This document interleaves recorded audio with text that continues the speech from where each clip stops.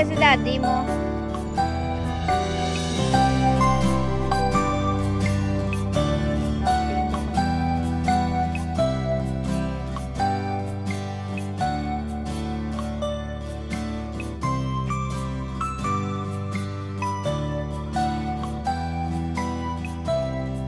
Sigop na ikapangagat mo.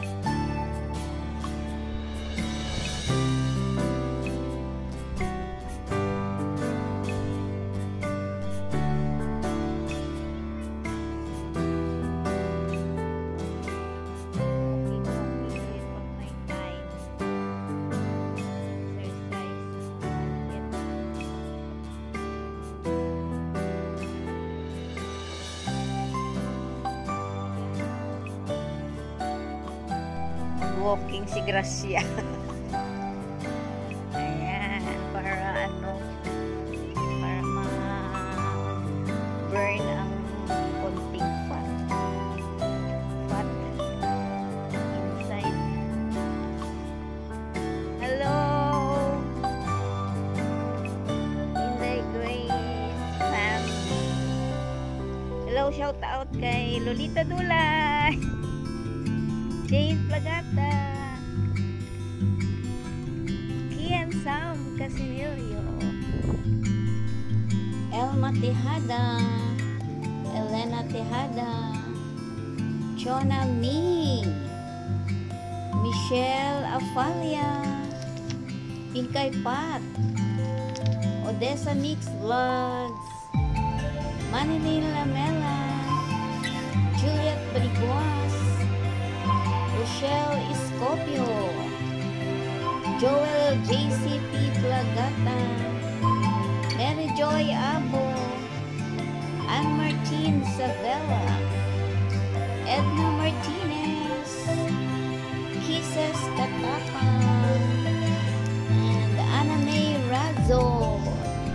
Meron po Jmar TV Gaming, Christine Chanel, Cyclos Vlog, Margie TV Official, Ingrid Sal, The Trouble Farm, and Lucia Tulang TV, si Koy.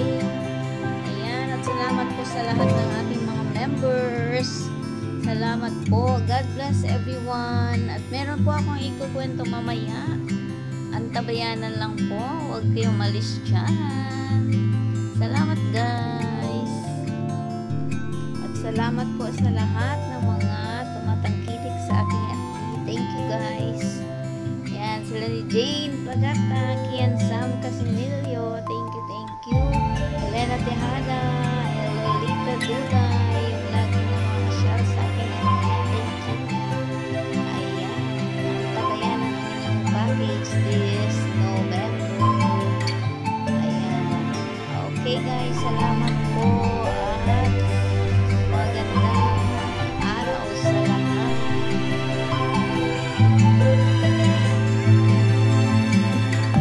Where?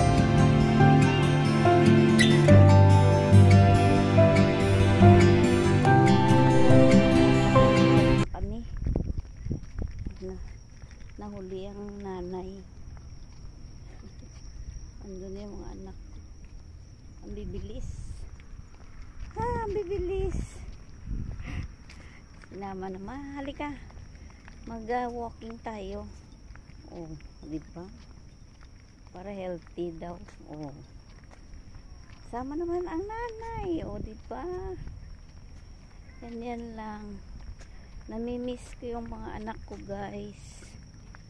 Alam nyo, ang hirap pala pag wala yung mga anak mo sa tabi mo. Minsan nagsasabay ako sa taas. Yung mga kwarto nila kasi tag-iisa yan silang kwarto sa taas. Yung mga ano pa sila, yung wala pa dito yung family nila, ano, isa-isa silang room. May asawa na yung anak kong bunso at saka yung pangalawa ko. Nung nagsialisa na sila sa bahay, ayun, namimiss ko sila. naiyak ako yung nagsasampay ako, naiyak ako dahil kada kwarto wala nang laman. Oh my God, tumulo yung luha ko. Ang hirap. Hindi mo naman masabi sa asawa mo. Masabihin na, may kanya-kanya na silang buhay, ma. Alam mo, wala tayong magawa dyan. Tama naman siya. Pero syempre, yung nanay talaga yung nagdadamdam pag wala yung mga anak, diba? Yung mga teenager pa sila, lagi ko yan tinatawagan nung nag-aaral pa sila ng college, yung panganay ko at saka yung ikalawa ko nag-aaral ng college. Lagi kong tinatawagan, pati yung bunso ko nadala namin dito bago siya mga 18 years old siya, nadala namin dito sa Japan, pero ayaw niya. Naboboring siya dito. Kaya nung umuwi, sabi ko, huwag mo na mag-boyfriend, ha? Mag-aral ka. Opo naman siya. Opo naman yung bunso ko. Tapos pagdating ng 19, oh my God, nabuntis. Maganda kasi yung bunso ko. Wala tayong magawa. Ganyan talaga pag malayo ang parents. Ayan, nabuntis. Umuwi kami ni mister. Ayan, pinakasal na. Sabi ko, naano ko naman siya kung talagang gusto niya magpakasal.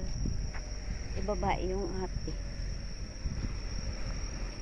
Pero hindi ko naman siya inano kung pakasal siya o hindi. Ayan, gusto nila yun.